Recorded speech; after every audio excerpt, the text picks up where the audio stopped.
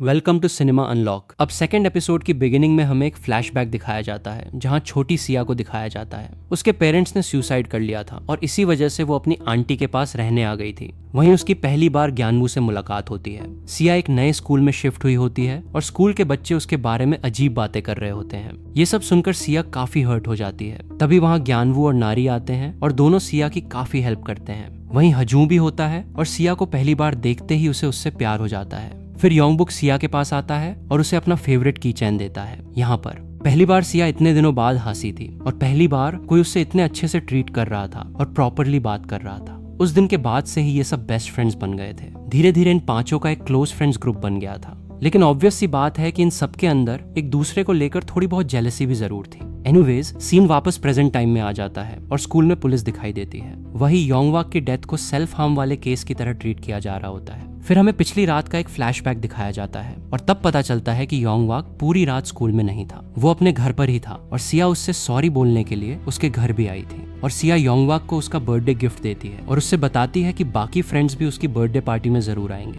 ये सुनकर योंगवाक उसे माफ कर देता है। फिर वो सिया को बताता है कि उसके पास किसी का कॉल आया था जो बिल्कुल सिया की आवाज में बात कर रहा था, लेकिन असल में वो सिया नहीं थी। उसके बाद स्टोरी दोबारा प्रेजेंट टाइम में आ जाती है और हम देखते हैं कि सिया के पास उसकी कोच आती है। कोच सिया को घर जाकर रेस्ट करने के लिए बोलती है क्योंकि वो बहुत ज्यादा अपसेट होती है और ऑब्वियसली सिया योंगवाक को अपने भाई जैसा मानती थी। कोच सिया से कहती है कि उसकी 2 से 3 दिन की प्रैक्टिस कैंसिल कर दी गई है। जैसे ही सिया ये बात सुनती है उसे सब समझ आ जाता है। वो तुरंत कोच की तरफ भागती है ताकि उन्हें बता सकें कि वो बिल्कुल ठीक है और प्रैक्टिस कैंसिल ना की जाए। लेकिन अचानक सीलिंग का एक पैनल टूटकर नीचे गिर जाता है और सिया बहुत मुश्किल से बच पाती है। तब सिया को ये भी समझ आ जाता है कि अगर किसी ने विश को बदलने की कोशिश की या उसके बीच में ऑब्स्टेकल बनने की ट्राई करी तो वो भी मर सकता है। यानी जो भी ये कर्स था वो बहुत डेंजरस था। उसके बाद सिया जल्दी से अपने फ्रेंड्स के पास जाती है और ज्ञानवू भी वही होता है। सिया उसे बताती है कि उसकी प्रैक्टिस कैंसिल हो गई है और ज्ञानवू बोलता है कि उसे गिरिगो ऐप का नोटिफिकेशन आया था जिसमें लिखा था कि उसकी विश कंप्लीट हो गई है।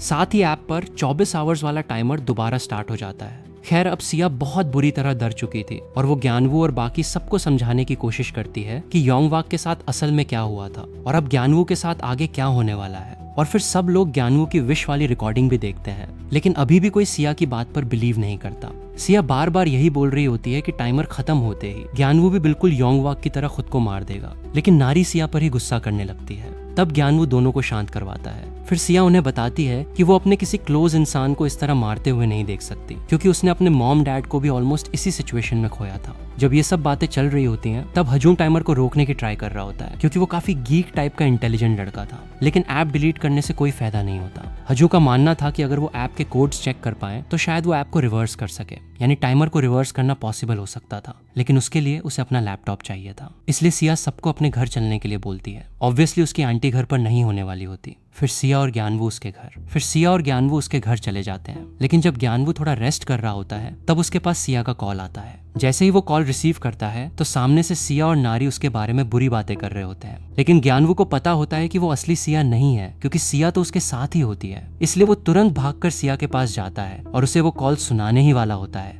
लेकिन तभी कॉल कट हो जाती है। तब सिया उसे बताती है कि योंगवाक के साथ भी एग्जैक्टली ऐसा ही हुआ था। उसके पास भी किसी ने सिया की आवाज में फेक कॉल की थी। एनीवेज तब तक नारी और हजू भी वहां आ जाते हैं और हजू ज्ञानवू का फोन लेकर ऐप को चेक करने लगता है, लेकिन उस ऐप के कोड्स बहुत सिंपल लग रहे होते हैं और हजू को एक सोल्यूशन मिल जाता है। उसने गिरिगो ऐप को रिवर्स कर दिया था। अब ज्ञानवू का फोन रिबूट हो रहा होता है और शायद रिबूट के बाद ऐप डिलीट हो जाना चाहिए था और टाइमर भी बंद हो जाना चाहिए था, लेकिन तभी अचानक ज्ञानवू अपनी आंख को जोर जोर से रुब करने लगता है। वो इतनी अग्रेसिवली अपनी आंख मसल रहा होता है कि सिया को बीच में आकर उसे रोकना पड़ता है, लेकिन ज्ञानवू सिया को जोर से धक्का दे देता है और सिया नीचे गिर जाती है। ऐसा लग रहा होता है जैसे उसके अंदर किसी और की स्पिरिट आ गई हो। फिर हम देखते हैं कि ज्ञानवू की आंख पूरी तरह लाल हो चुकी थी और वो किसी इनविजिबल इंसान की तरफ पॉइंट करके उससे दूर रहने को बोल रहा होता है, बिल्कुल वैसे ही जैसे योंगवाक ने भी किया था। तभी अचानक कोई अननोन फोर्स ज्ञानवू को कंट्रोल करने लगती है और ज्ञानवू अपनी ही आंख को हर्ट कर लेता है। उसी वक्त हमें उसके ऊपर वही इनविजिबल पावर दिखाई देती है जिसे सिर्फ ज्ञानवू ही देख पा रहा होता है, और असल में वो कोई और नहीं बल्कि फर्स्ट एपिसोड की बिगिनिंग वाली लड़की ह्योंग होती है। सबसे शॉकिंग बात ये थी कि वो उसकी रिवेंजफुल स्पिरिट थी जिसने ज्ञानवू को पोजेस कर लिया था,